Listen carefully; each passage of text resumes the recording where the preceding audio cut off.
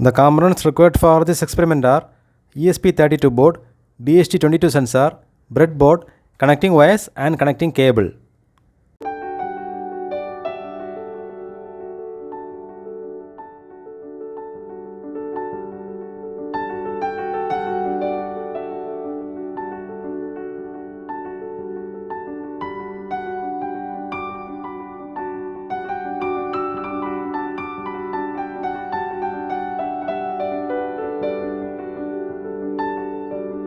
Now connect your ESP32 board to your laptop and upload the program.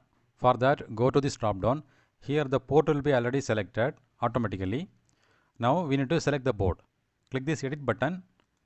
So here search for ESP32 dev module. Select the board, click OK. Now click this upload button and upload the program. Now once the program is uploaded, open the serial monitor and now press the EN button in the ESP32 board.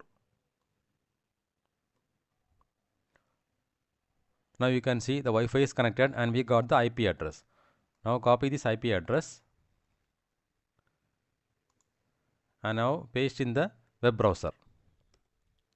So from here we can check the output. You can try the same IP address in the mobile. But one thing is you need to be in the same network.